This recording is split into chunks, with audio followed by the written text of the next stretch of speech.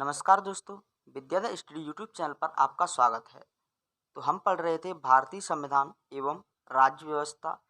तो भारतीय संविधान एवं राज्य व्यवस्था के बारे में आगे बात करने से पहले हम बात करेंगे जो हम जहाँ तक हम पढ़ चुके हैं उसका हम पहले 5 मिनट में रिवीजन करेंगे, फिर हम वहाँ से आगे की बात करेंगे। तो हमने पढ़ा था क्या कि संविधान किसे कहते हैं। संविधान किसे कहते हैं? संविधान क्या है? संविधान वह वैधानिक दस्तावेज है जिसमें शासन के उन मूलभूत सिद्धांतों का क्या होता है, वर्णन होता है, जिनके अनुरूप किसी देश या राज्य के शासन का क्या किया जाता है, संचालन किया जाता है। दूसरी हमने परिभाषा डिस्कस की थी। दूसरी यह परिभाषा है कि किसी राज्य की व्यवस्था के संचालन के लिए निर्मित मूलभूत कानूनों के समूह को ही हम क्या कह देते हैं, संविधान कह देते हैं। उसके बाद हमने बात की थी कि भारतीय संविधान जो है उसका विकास कैसे हुआ। तो भारतीय संविधान का जो विकास है उसे दो भागों में बांटा जाता है। भारतीय संविधान का जो विकास है उसे दो भागों में बांटा जाता है। एक तो ईस्ट इंडिया कंपनी के अंतर्गत, दूसरा ब्रिटिश क्राउन के अंतर्गत। ईस्ट इंडिया कंपनी के अंतर्गत जो है उसे 1600 ईस्वी से कहाँ तक बांटा जाता है, 1858 तक। और ब्रिटिश क्राउन के अंतर्गत कहाँ तक आता है, तो ब्रिटिश क्राउन के अंतर्गत आता है 1858 से 1947 तक। यहाँ तक हम बात कर चुके थे आपसे। उसके बाद हमने बात की थी कि ईस्ट इंडिया कंपनी जो है उसके अंतर्गत कौन कौन से अधिनियम आए थे। तो उसके अंदर एक अधिनियम आया था रेगुलेटिंग एक्ट 1773।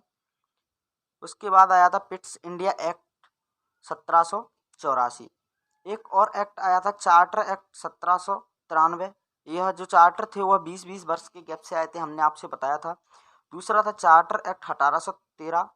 तीसरा था चार्टर एक्ट 1833। चौथा था चार्टर एक्ट 1858। यहाँ 1858 ने 1853, यहाँ पर 33 की जगह हो जाएगा 53। ठीक है। इनमें से हम बात कर चुके थे रेगुलेटिंग एक्ट की और पिट्स इंडिया एक्ट की। रेगुलेटिंग एक्ट की और पिट्स इंडिया एक्ट की हम बात कर चुके थे। तो रेगुलेटिंग एक्ट में हमने क्या पढ़ा था, रेगुलेटिंग एक्ट में हमने पढ़ा था कि रेगुलेटिंग एक्ट में क्या क्या प्रावधान किया गया था। रेगुलेटिंग एक्ट में एक तो ईस्ट इंडिया कंपनी पर नियंत्रण करने का यह प्रथम प्रयास था। और यह जो रेगुलेटिंग एक्ट था वो किसके द्वारा लाया गया था, ब्रिटिश प्रधानमंत्री लॉर्ड नॉर्थ के द्वारा लाया गया था। यहाँ पर बंगाल का जो गवर्नर था उसे तीनों प्रेसिडेंसियों का गवर्नर जनरल बना दिया गया था। इसकी सहायता के लिए 4 सदस्यों की समिति की स्थापना की गई थी। और जो प्रथम गवर्नर जनरल थे वह कौन बने थे, वॉरेन हेस्टिंग बने थे। फिर हमने बात की थी कि कलकत्ता में एक उच्चतम न्यायालय की स्थापना की थी। यह जो न्यायालय था वो अभिलेख न्यायालय था। 1774 में उच्चतम न्यायालय की स्थापना की गई थी। ठीक है। एक कौन थे, एक मुख्य न्यायाधीश थे जो कौन बने थे, सबसे पहले सर एलिजा एम्पे। और उनकी सहायता के लिए 3 अपर न्यायाधीश भी नियुक्त किए गए थे। फिर हमने बात की थी पिट्स इंडिया एक्ट के बारे में। पिट्स इंडिया एक्ट 1784 के बारे में हमने बात की थी। तो इसे किसने लाया था, तो यह इसे लाए थे विलियम पिट्स, इसीलिए इसे क्या कहा गया था, पिट्स इंडिया एक्ट कहा गया था। ठीक है। इसमें क्या क्या प्रावधान किए गए थे, तो इसमें यह साफ कर दिया गया था ब्रिटिश क्राउन के द्वारा कि अब जितने भी कंपनी ने अपने अधिग्रहित क्षेत्र किए थे उन पर केवल और केवल ब्रिटिश क्राउन का स्वामित्व हो गया था। यानी अब ब्रिटिश क्राउन का अधिकार है उन पर। यह किसने कह दिया था, ब्रिटेन की महारानी ने कह दिया था। दूसरी बात हमने की थी, कंपनी के शासन को 2 भागों में बांट दिया गया था, राजनैतिक और व्यापारिक। तो प्रश्न आता है कि कंपनी के कार्यों को सबसे पहले 2 भागों में कब बांटा गया, तो कब बांटा गया, तो 1784 में बांटा गया। यहाँ तक भी हम आपसे बात कर चुके थे। ठीक है। फिर इंग्लैंड में एक 6 सदस्यीय बोर्ड की स्थापना की थी जिसे बोर्ड ऑफ कंट्रोल कहते हैं। यह किस मामलों को देखता था, राजनीतिक मामलों को देखता था। वहीं व्यापारिक मामलों को देखने का काम किसे सौंप दिया गया था, निदेशक मंडल को सौंप दिया गया था, यानी बोर्ड ऑफ कंट्रोल को सौंप दिया गया था। नहीं, बोर्ड ऑफ डायरेक्टर को सौंप दिया गया था और बोर्ड ऑफ कंट्रोल को क्या, राजनीतिक मामले सौंपे गए थे। आगे बात की थी हमने, भारत में नियुक्त जितने भी अंग्रेज अधिकारी थे अगर वो किसी प्रकार का गलत काम करते हैं तो उनके लिए एक इंग्लैंड में कोर्ट की स्थापना कर दी थी जहां पर उन पर कार्रवाई की जाती। फिर हमने अगली बात की थी ब्रिटिश सरकार को भारत में कंपनी के कार्य एवं इस पर प्रशासन का पूर्ण नियंत्रण प्रदान कर दिया गया था। किस एक्ट के तहत, पिट्स इंडिया एक्ट के तहत। पिट्स इंडिया एक्ट किसके तहत, 1784 के तहत। यहाँ तक हम आपसे बात कर चुके थे। ठीक है। पिट्स इंडिया एक्ट के बाद कौन सा एक्ट आया, चार्टर एक्ट 1773। इसे क्यों लाया गया, किसके द्वारा लाया गया, इस सब के बारे में हमें जानना है। तो इस सब के बारे में जानने से पहले हमें जाननी होगी एक कहानी। तो चलो हम कहानी से स्टार्ट करते हैं। तो कहानी यह है, तो रेगुलेटिंग एक्ट कब आया था, रेगुलेटिंग एक्ट आया था हमारा 1773 में। इस रेगुलेटिंग एक्ट के तहत इससे कंपनी को क्या दिए गए थे, 20 वर्ष के सभी अधिकार दे दिए गए थे। लेकिन 1793 में क्या होने वाले थे, यह अधिकार होने वाले थे समाप्त इसके कंपनी के। अब कंपनी के अधिकार समाप्त होने वाले थे, तो कंपनी के जो अधिकारी थे वह ब्रिटेन गवर्नमेंट के पास जाते हैं, ब्रिटिश गवर्नमेंट के पास, और ब्रिटिश गवर्नमेंट से क्या करने लगते हैं, अपील करने लगते हैं। और वह कहते हैं कि हमारे अधिकारों को क्या कर दीजिए, हमारे अधिकारों को क्या कर दीजिए, और बढ़ा दीजिए। ठीक है, वह क्या कहते हैं कि हमारे अधिकारों को और बढ़ा दीजिए। तब एक और कहानी चल रही थी, यह पता नहीं ब्रिटेन मतलब कंपनी की खुशकिस्मती थी। इस समय क्या हो रहा था, इस समय जो ब्रिटेन था उसका युद्ध चल रहा था किससे, फ्रांस से। इस समय ब्रिटेन का युद्ध चल रहा था फ्रांस से। यह जो फ्रांस से युद्ध चल रहा था, तो ब्रिटेन के सभी लोगों की रुचि किसमें थी, फ्रांस में थी। यह इसी से व्यापार करते थे पहले। तो ब्रिटेन के सभी लोगों की रुचि क्या थी, फ्रांस में थी। तो इस जो कंपनी का जो शासन था उसे बढ़ाने में ही जो ब्रिटिश गवर्नमेंट थी उसने भलाई समझी अपनी, और उसने सोचा कि हमें बढ़ा देना चाहिए, कंपनी वैसे भी अच्छे से काम कर रही है। और इस समय जो ब्रिटेन के व्यापारी थे वह भी इसके खिलाफ बहुत कम थे, जो कि नाम मात्र के थे। तो यह जो एक्ट था 1993 का चार्टर, वो 1793 का जो चार्टर एक्ट था, वह ब्रिटिश संसद में इतनी शांति से पास हुआ कि इस एक्ट के लिए न्यूज़पेपरों में भी छपा था, क्या छपा था कि यह ब्रिटिश संसद के इतिहास में सबसे शांति से पारित होने वाला एक्ट है। और इस संसद के लिए इतनी शांति से पास हुआ था कि ये उस समय के इतिहास का सबसे शांत तरीके से पास होने वाला एक्ट था। मान लेते हैं इस एक्ट में क्या क्या प्रावधान किए गए थे। तो इस एक्ट में प्रावधान, यह मेनली मुख्य उद्देश्य क्या था इसका, कंपनी के व्यापार को बढ़ाना था। तो इस एक्ट में सबसे पहला प्रावधान किया गया कि इस एक्ट में कंपनी के व्यापारिक अधिकारों को 20 वर्ष के लिए और बढ़ा दिया गया था। दूसरी बात क्या थी, तो दूसरी बात, इस समय ब्रिटेन से क्या, ब्रिटेन का क्या चल रहा था, युद्ध चल रहा था। ब्रिटेन का युद्ध किसके साथ चल रहा था, ब्रिटेन का युद्ध चल रहा था फ्रांस के साथ। तो इस ब्रिटेन का जो राजस्व था वो बहुत खर्च हो रहा था। तो जो निदेशक मंडल है उसके खर्च की व्यवस्था भी जो ब्रिटेन थी उसने कहाँ से कर दी, भारतीय राजस्व से कर दी थी। मंडल था यानी बोर्ड ऑफ कंट्रोल था, उसके खर्च की भी व्यवस्था कहाँ से कर दी, भारतीय राजस्व कोष से कर दी थी। तो यही इस एक्ट में मेनली दो प्रावधान किए गए थे मुख्यतः। यह जो मेनली एक्ट लाया गया था कंपनी के व्यापारिक अधिकारों को बढ़ाने के लिए लाया गया था। तो पिट्स इंडिया एक्ट की बाद हम बात करते हैं। 1813 में एक एक्ट आया था जिसे चार्टर एक्ट 1813 के नाम से जाना गया था। तो इसे क्यों लाया गया था, किसके द्वारा लाया गया था, इसके बारे में अगर हम बात करें तो यह जो 1813 का जो क्या था चार्टर एक्ट था, इसे क्यों लाया गया था, तो जो 1793 में चार्टर एक्ट आया था, इसमें कंपनी को क्या दिए गए थे, 20 वर्ष के अधिकार दिए गए थे व्यापार करने के लिए। लेकिन यह क्या होने वाले थे, 1813 में होने वाले थे समाप्त। तो फिर से क्या करेंगे, जो ब्रिटिश अधिकारी थे यानी कंपनी के जो अधिकारी थे वो फिर से क्या करे, गवर्नमेंट के यहाँ पर गए और गवर्नमेंट के पैरों में फिर से गिड़गिड़ाने लगे, हमें और अधिकार दे दीजिए, हमें व्यापार और करना है भारत में, ऐसा कहने लगे ये। तो इस समय लेकिन क्या थी, इस समय परिस्थितियाँ जो थी पहले से क्या हो गई थी, परिस्थिति जो थी वो पहले से क्या थी, बदल गई थी। पहले से परिस्थिति कैसे बदल गई थी, तो इस समय जो फ्रांस था मतलब इस समय जो फ्रांस उसका शासक कौन था, उसका शासन था नेपोलियन। फ्रांस का शासन कौन था, नेपोलियन। और इस नेपोलियन ने किया क्या था, नेपोलियन ने जो यह इंग्लैंड है, इंग्लैंड के लिए क्या कर दिए, यूरोप की नाकाबंदी कर दी। अब नेपोलियन ने क्या कर दी, यूरोप की क्या कर दी, नाकाबंदी कर दी थी कि यह क्या नहीं करेगा, कोई भी इंग्लैंड से व्यापार नहीं करेगा, इंग्लैंड से व्यापार नहीं करेगा, नेपोलियन ने कह दिया। तो अब जो इंग्लैंड के कौन थे, व्यापारी थे, उनके पास एक ही ऑप्शन बच जाता है, या तो उन्हें जो पूर्वी देश हैं, चीन भारत जैसे देशों के साथ क्या दे दिया जाए, या तो उन्हें क्या दे दिया जाए, व्यापार करने का अधिकार दे दिया जाए और कंपनी का जो एकाधिकार था उसे समाप्त कर दिया जाए। और दूसरी बात क्या थी इस समय, यह क्या था, यह क्या था, मुख्य कारण था यह इस एक्ट को लाने का। दूसरी बात, इस समय क्या हुआ था, जो ईसाई धर्म के लोग थे वह भी जो ब्रिटिश संसद थी उसके सामने क्या दे रहे थे, धरना दे रहे थे कि हमें भारत में क्या चाहिए, अपने धर्म का प्रचार प्रसार करने की अनुमति चाहिए, यह भी कहने लगे थे। ठीक है, यह भी क्या कहने लगे थे कि हमें भारत में प्रचार प्रसार करने की क्या चाहिए, अनुमति चाहिए। और इसलिए, और जो कंपनी थी, कंपनी उसको भी व्यापारिक जो लाभ थे वह कम होने लगे थे, कंपनी जो थी वो कर्ज में डूबने लगी थी। तब इस एक्ट को लाया गया, 18 और 13 के चार्टर एक्ट को लाया गया। और इस एक्ट में प्रावधान क्या क्या किए गए, तो इस एक्ट में जो कंपनी का व्यापारिक एकाधिकार था उसे क्या कर दिया गया था, उसे क्या कर दिया गया, समाप्त कर दिया गया था। ये यहाँ पर गलत हो गया है, इसे क्या कर दिया गया, कंपनी के व्यापारिक एकाधिकार को क्या कर दिया गया था, समाप्त कर दिया गया था। कंपनी के व्यापारिक एकाधिकार को क्या कर दिया गया था, समाप्त कर दिया गया था। जो कंपनी के भारतीय व्यापारिक एकाधिकार थे उन्हें क्या कर दिया गया था, समाप्त कर दिया गया था। और केवल चाय और चीन के साथ जो व्यापारिक एकाधिकार थे वो कंपनी के बचे रहे थे। यानी कि कंपनी अब तक भारत पर कंपनी का क्या था, एकाधिकार था कि भारत से व्यापार जो भी करेगी कंपनी अकेली ही करेगी, और कोई भी लोग नहीं करेंगे, ब्रिटेन के और कोई भी सदस्य नहीं करेंगे। लेकिन इस समय अब क्या था, भारत के साथ जो व्यापारिक एकाधिकार थे उन्हें तो समाप्त कर दिया, लेकिन भारत में जो चाय का व्यापार होता था उसे केवल ईस्ट इंडिया कंपनी करेगी अब। और जो चीन के साथ व्यापार होता था उसे भी बस अब ईस्ट इंडिया कंपनी करेगी। इस पर बस एकाधिकार बना रहा, बाकी सभी एकाधिकार को क्या कर दिया गया, समाप्त कर दिया गया। दूसरा क्या था, ईसाई जो लोग थे वह भी ब्रिटिश संसद के सामने क्या कर रहे थे, धरना प्रदर्शन कर रहे थे।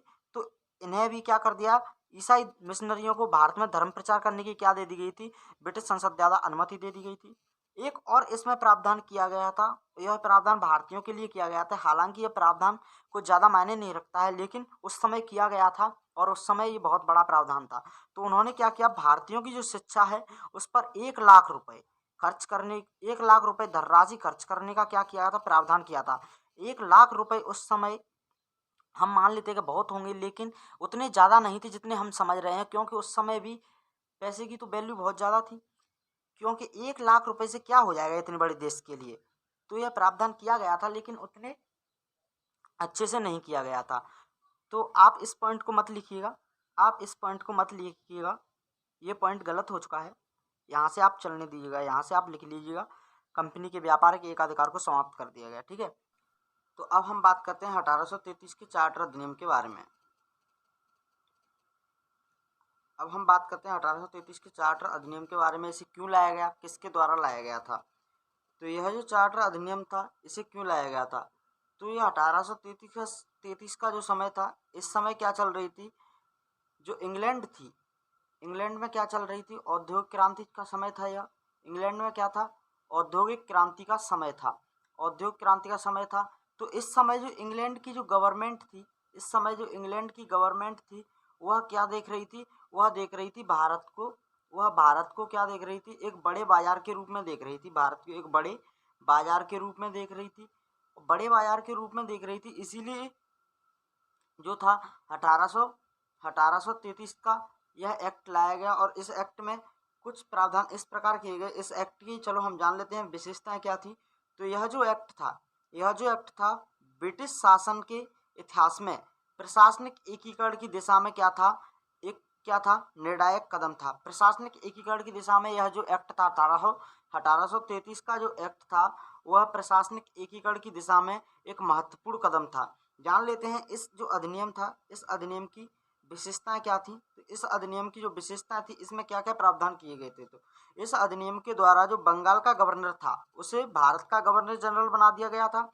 यानी अब तक जो बंगाल का गवर्नर था उसे अब पूरे ब्रिटिश जितना भी ब्रिटिश अधिकार था, जितने भी ब्रिटिश कंपनी यानी ईस्ट इंडिया कंपनी जो थी उसका अधिकार था भारत पर, वहाँ पर अब किसका बना, वहाँ का अब संपूर्ण भारत का क्या बना दिया, गवर्नर जनरल बना दिया गया था। ठीक है, बंगाल के जो गवर्नर था उसे ब्रिटिश भारत वाले भारतीय क्षेत्र का क्या बना दिया, गवर्नर जनरल बना दिया। जिसमें क्या थी, सभी जो सैन्य शक्तियां थी और नागरिक शक्तियां थी वह क्या थी, निहित थी। इस अधिनियम ने पहली बार एक ऐसी सरकार का निर्माण किया था जिसका ब्रिटिश कब्जे वाले संपूर्ण भारतीय क्षेत्रफल पर क्या था, पूर्ण नियंत्रण था। यानी इससे पहले ब्रिटिश कंपनी वाले भारत पर पूर्ण नियंत्रण किसका नहीं था, ब्रिटिश क्राउन का नहीं था। लेकिन अब जितना भी ब्रिटिश भारत था उस पर किसका नियंत्रण हो गया, अब हो गया था क्राउन का। यानी कि इस एक्ट के तहत क्राउन का संपूर्ण नियंत्रण हो गया था ब्रिटिश कब्जे वाले भारत पर। ठीक है, और इस एक्ट के तहत जो गवर्नर जनरल भारत का बना था प्रथम, तो वह प्रथम गवर्नर जनरल कौन बना था, तो प्रथम गवर्नर जनरल बने थे लॉर्ड विलियम बेंटिंग। इस एक्ट के तहत प्रथम गवर्नर जनरल कौन बने थे भारत के? तो लॉर्ड विलियम बेंटिंग। अगर प्रश्न आता है कि भारत के प्रथम गवर्नर जनरल कौन थे, तो कौन थे? तो लॉर्ड विलियम बेंटिंग। कौन थे? लॉर्ड विलियम बेंटिंग थे। ठीक है, अगली बात करते हैं इस एक्ट में और क्या क्या प्रावधान किए गए।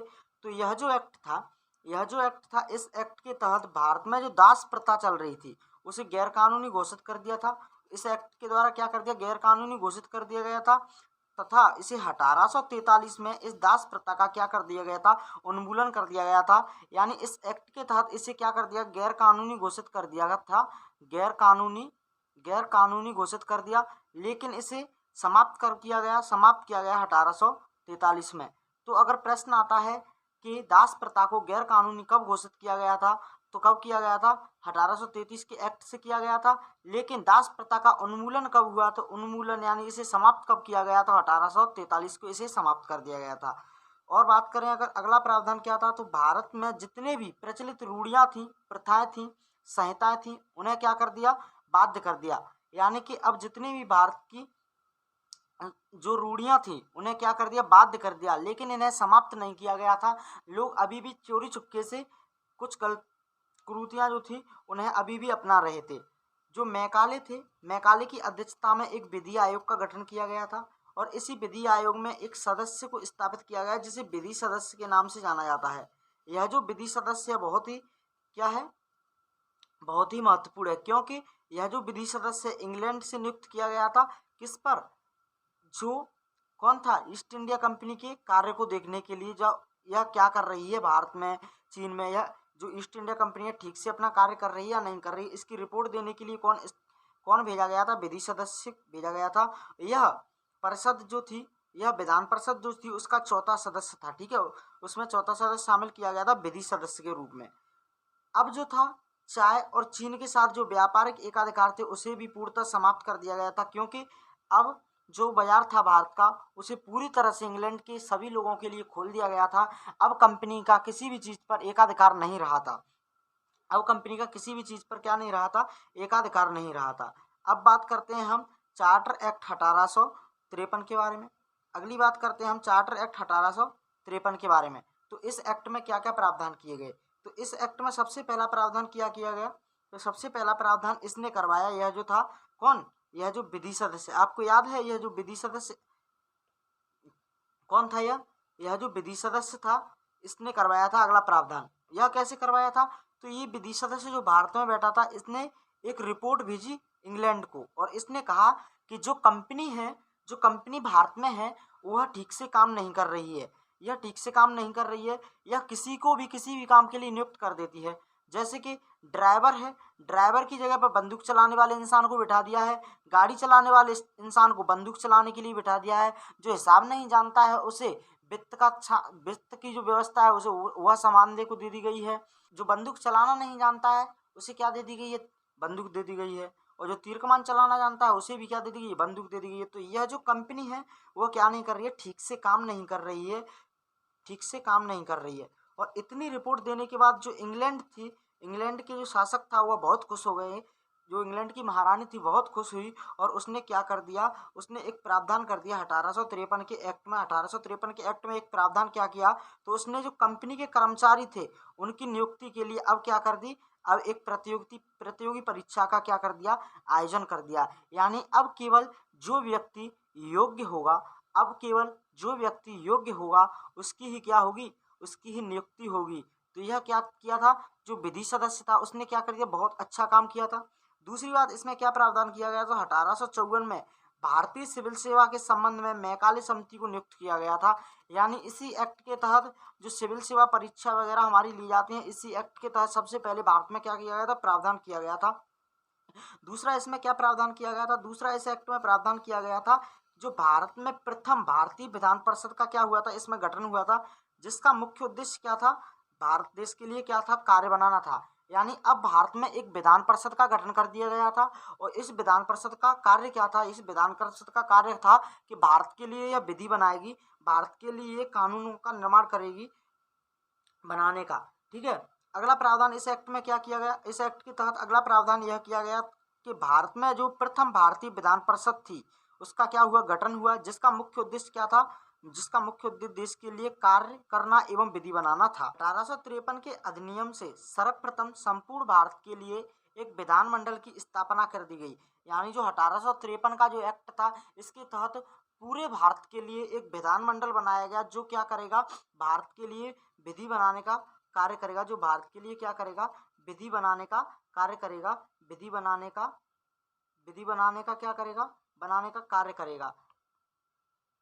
तो अगर प्रश्न यह आता है कि भारत में सर्वप्रथम विधानमंडल की स्थापना कब हुई, तो कब हुई थी, 1853 में हुई थी। किस एक्ट के तहत हुई थी, तो चार्टर एक्ट 1853 के तहत हुई थी। अगली बात करते हैं, तो जो विधि सदस्य था, कंपनी मतलब जो ब्रिटिश सरकार थी वो बहुत खुश थी, क्योंकि विधि सदस्य ने एक अच्छा काम किया था कंपनी के बारे में ब्रिटिश सरकार को बताकर।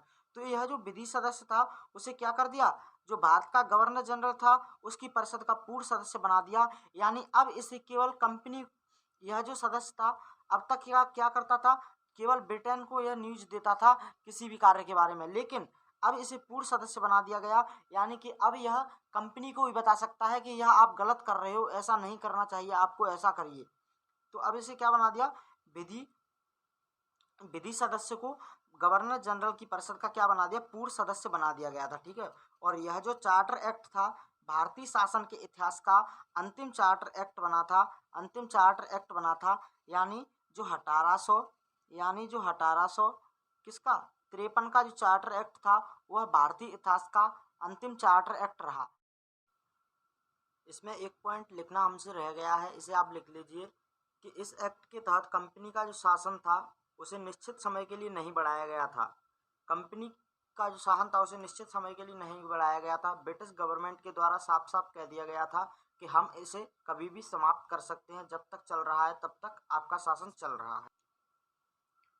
तो धन्यवाद दोस्तों, आज के लिए इतना ही काफ़ी है। यहाँ से आगे बात करेंगे हम अगली क्लास में। तो जान लेते हैं हम इस क्लास के आपको नोट्स कहाँ से मिलेंगे और कहाँ से मिलेंगे। तो इस क्लास के आपको जो नोट्स हैं वह मिलेंगे विद्या द स्टडी यानी हमारे टेलीग्राम चैनल पर। इसके लिए आपको टेलीग्राम पर जाकर सर्च करना है विद्या द स्टडी, या फिर इस वीडियो की डिस्क्रिप्शन में जाना है। वहाँ पर हमने इसकी लिंक दी हुई है, आप उस पर जाकर भी हमारे चैनल को ज्वाइन कर सकते हो।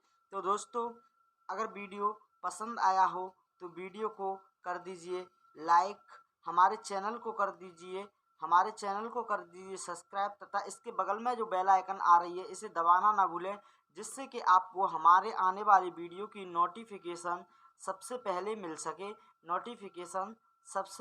सके। और इस वीडियो को कर दीजिए अपने सभी दोस्तों के साथ शेयर, जिससे क्या है ज़्यादा से ज़्यादा दोस्त आपके हमारे साथ जुड़ सके। हम इसमें आपको सब कुछ फ्री में दे रहे हैं, इस कोर्स में आपको सब कुछ फ्री में दे रहे हैं। तो दोस्तों, आपको बस इतना करना है कि हमारे विद्या द स्टडी के यूट्यूब चैनल को सब्सक्राइब कर लीजिए, वीडियोज़ को लाइक कर दीजिए, इसे शेयर कर दीजिए अपने सभी दोस्तों के साथ। तो धन्यवाद दोस्तों, मिलते हैं हम आपसे अगले वीडियोज़ में। तब तक के लिए आप अपना ख्याल रखना।